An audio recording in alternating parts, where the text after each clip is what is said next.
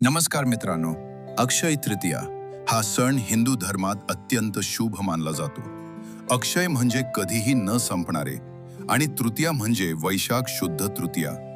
या दिवशी केलेले पुण्य, दान आणि चांगले कर्म कधीही संपत नाही असे मानले जाते. एकदा श्रीकृष्ण आणि त्याचा बालमित्र सुदामा अत्यंत गरीब होता, पण तो खूप प्रामाणिक आणि भक्तिमान होता. त्याची पत्नी त्याला श्रीकृष्णाकडे मदत मागायला जाण्यास सांगते.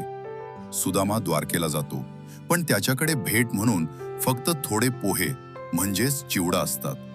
श्रीकृष्ण त्याला पाहून अत्यंत आनंदी होतो. तो सुदामाचे मनापासून स्वागत करतो आणि त्याने आणलेले साधे पोहेही मोठ्या प्रेमाने खातो. सुदामा काहीही मागत नाही, पण श्रीकृष्ण त्याच्या मनातील गरज ओळखतात. जेव्हा सुदामा परत घरी येतो तेव्हा त्याला दिसते त्याची झोपडी सुंदर राजवाड्यात बदललेली आहे आणि त्याचे दारिद्र्य पूर्णपणे संपलेले असते. असे मानले जाते की ही घटना अक्षय तृतीयेच्या दिवशी घडली. म्हणूनच या दिवशी केलेले दान, भक्ती आणि चांगले कर्म अक्षय म्हणजेच कधीही न संपणारे फळ देतात.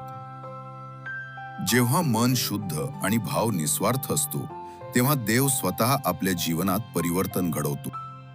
धन्यवाद. पुन्हा भेटूया नवीन व्हिडिओमध्ये.